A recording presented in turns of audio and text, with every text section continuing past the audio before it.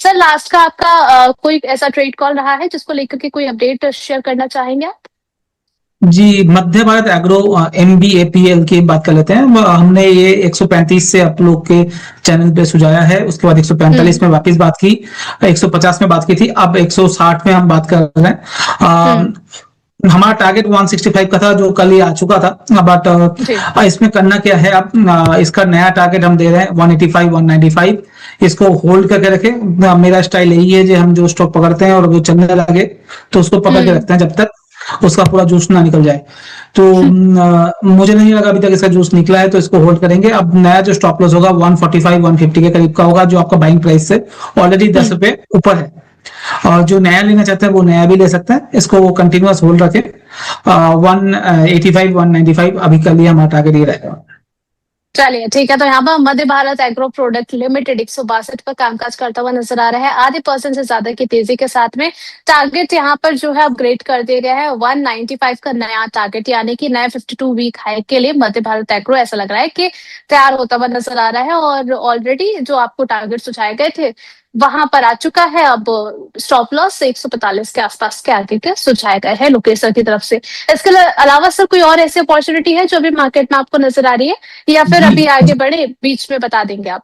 नहीं, अभी बता देता हूँ। अभी क्या है, गर्मी का सीजन चल रहा है, साथ में बारिश भी कम हो रही है, तो लोग शाम को भी निकलते हैं और आइसक्रीम खाते हैं।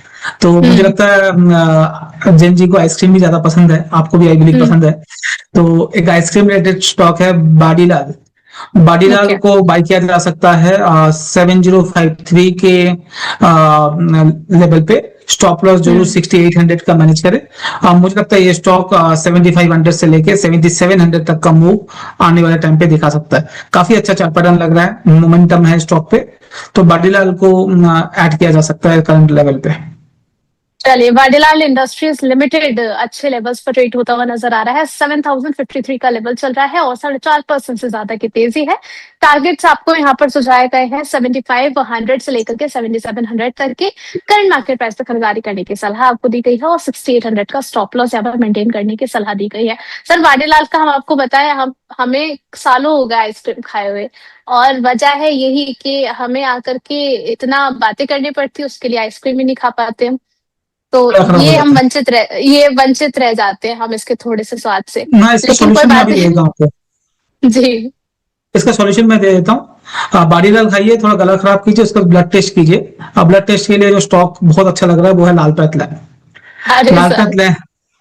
लालपत लैब दिया जा सकता है करंट लेवल पे, क्योंकि आप मांग रहे थे इसलिए मैंने देना पड़ा मुझे 1880 क्योंकि आपको आइसक्रीम खिलाना पड़ेगा मुझे। तो 1880 का स्टॉप लॉस, 1880 का बाइंग प्राइस है। यहाँ से बाई कीजिए लालपत लैब। ये काफी बेहतरीन चार्ट पैटर्न लग रहा है। 1790 का स्टॉप लॉस 1880 में लीजिए। 2050 और 2150 ये दो टारगेट आप इस पे लेके जा सकते हैं। तो मेरे तरफ से 3 कॉल एक्टिव रह गए, Madhya Bharat agro, Badilal and Lalpat lab. Okay, आपने सर एक टारगेट दिया 2150 का, और एक और टारगेट दिया 2050 और 2150। 2050 और 2150 के दो टारगेट्स यहाँ पर दिए गए हैं with stop loss of 1790। Doctor Lal path labs limited 1883 के लेवल पर कामकाज करता हुआ नजर आ रहा है, और उसमें भी ऑलमोस्ट 4.5% की तेजी यहाँ पर नजर आ रही है। 3 ट्रेड कॉल यहाँ पर लगातार तुरंत आपको मिलते हुए जा रहे हैं, तो बिल्कुल भी आपको कोई भी फ्रेम मिस नहीं करना है। और अब बढ़ चलते हैं आप लोगों के कुछ सवालों की तरफ। विक्की जी का सवाल आया है, वैसे आज है गुरु पूर्णिमा, तो उसके लिए विशेष भी आपको सेंड करी है सर इन्होंने, और जानना चाह रहे हैं हीरो मोटोकॉर्प के बारे में, किस लेवल पर इन्हें एक्यूमुलेट करना चाहिए। Thank you. गुरु पूर्णिमा का आपने विशेष दिया, बट मैं गुरु नहीं हूँ, मैं भी लर्नर हूँ, मैं भी सीख रहा हूँ आप लोगों के साथ। एंड अब हीरो मोटो की बात कर लेते हैं। हीरो मोटो का मुझे ठीक लग रहा है इस लेवल पे, कोई बुरा नहीं है। अच्छा सा करेक्शन हो चुका है, अब मोमेंटम वापिस ऊपर आ रहा है। अगर आप देखेंगे इस महीने के सेल्स रिपोर्ट काफी अच्छे थे, चाहे वो बजाज के हो, टीवीएस के हो या हीरो मोटो के हो। तो थोड़ा सा बजाज और टीवीएस थोड़ा सा तेज चलता है, हीरो मोटो थोड़ा सा स्लो चलता है, बट मुझे लगता है ये स्टॉक भी कैचअप कर लेगा। तो 5050 रुपए, 5050 का स्टॉप लॉस लगा के इसको होल्ड करें 53 से 5500 के टारगेट के लिए। ठीक है, इसके अलावा sir Mahindra and Mahindra finance के बारे में बता दीजिए, क्या किया जाए? 389 के लेवल पर ट्रेड हो रहा है और इस पे भी 4% से ज्यादा की तेजी देखने को मिल रही है। अच्छे वॉल्यूम्स के साथ बाएंगे सर, क्या रणनीति बनाई जाए? रिजल्ट के बाद ही एक स्टॉक घूम चुका है, वहां से 330 340 से 380 हो गया है और मुझे लगता है एक बार ये स्टॉक 400 प्लस जाना की तैयारी कर रहा है और वैल्यूएशन बहुत कंफर्ट जोन में है। महिंद्रा महिंद्रा ग्रुप की कंपनी है और लास्ट 15 साल से कोई ज्यादा रिटर्न दिया नहीं है स्टॉक में, साइडवेज था, 280 300 के रुपए में घूमता था। अब ये चार्ट में ब्रेकआउट भी है, तो जो लॉन्ग टर्म रखना चाहते हैं 1 साल 2 साल 3 साल, उनके लिए मैं पहले टारगेट देता हूँ। मेरे हिसाब से ये स्टॉक आपको 800 रुपए भी मिल सकता है 3 साल के अंदर।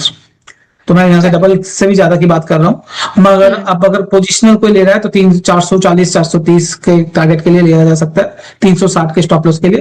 बट इस केस में आप जरूर याद रखिएगा स्टॉक थोड़ा सा वॉलेटाइल रहता है, तो ऊपर नीचे होता है। तो थोड़ा सा पोजिशनल पॉइंट ऑफ व्यू से आपको ये रणनीति बनाने की सलाह दी गई है। इसके अलावा सर शुभो जी का क्वेश्चन है गोल्डियम इंटरनेशनल को लेकर के, पहले भी हमारी कई सेशंस में इस काउंटर पर बातचीत हुई है। अच्छा, इन्होंने खरीदारी कर रखी है 358 के लेवल पर, अभी चल रहा है 353। तो शॉर्ट टर्म टारगेट समझना चाह रही हैं आपसे।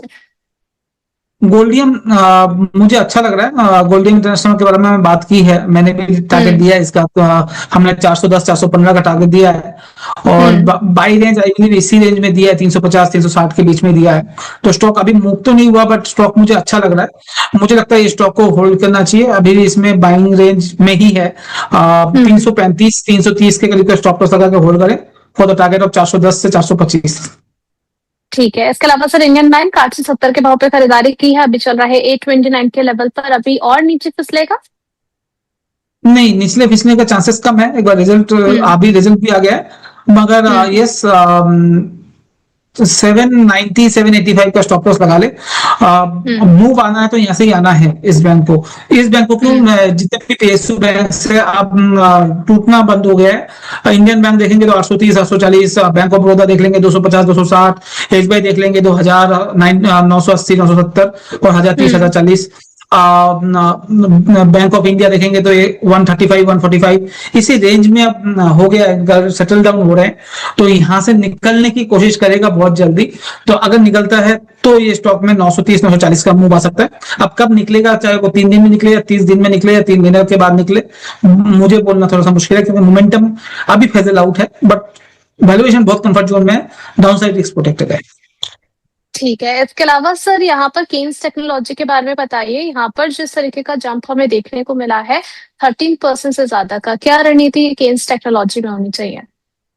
केन्स टेक्नोलॉजी में जिसका हार्ट कमजोर है उनको नहीं करना चाहिए, पहला तो डिस्क्लेमर यही है, क्योंकि यहाँ पर कब 10% ऊपर और 10% नीचे हो जाए बोलना बहुत मुश्किल है।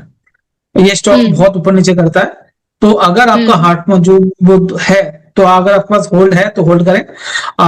स्टॉप लॉस लगा के 3500 3600 का स्टॉप लॉस लगा के होल्ड करें। और अगर आपको नया खरीदना है तो अभी 30-40 टका खरीद ले, और अगर और नीचे आ जाए 200-300 पॉइंट तो बाकी के 50-60 टका और लगा ले। मेरे हिसाब से जिस तरह का मूव है ये 44-4500 भी चला जाए तो बड़ी बात नहीं होगी। ओके, इसके अलावा सर यहाँ पर फर्स्ट सोर्स सॉल्यूशन, इसमें भी एक स्ट्रॉन्ग मोमेंटम बनता हुआ नजर आ रहा है और 12% से ज्यादा की तेजी है अभी 295 के लेवल पर। आपकी राय क्या रहेगी? जी, FSL FSL अच्छा लग रहा है मुझे। जैसे IT की बात कर रहे थे, IT में एकदम छोटी कंपनी में अगर देखेंगे तो FSL आता है, बिरला सॉफ्ट आता है, ये स्टॉक अच्छा कर रहे हैं। और मेरे हिसाब से स्टॉक को भी बने रह सकते हैं। पिछले कुछ दिनों से काफी अच्छा रिटर्न ऑलरेडी जनरेट करके दिया है स्टॉक ने। अगर कोई ट्रैक करता है स्टॉक को तो आपको मालूम रहेगा। इसी महीने ये 30% रिटर्न दे चुका है, जहां पर इंडेक्स 18% चला है, ये स्टॉक 29.26% आज तक, मतलब अभी तक का कैलकुलेशन करके देखेंगे उतना चला है। मुझे काफी अच्छा लग रहा है ये स्टॉक, तो अभी होल्ड करके रखा जा सकता है, नया बाई भी किया जा सकता है 270 के स्टॉप लॉस के साथ।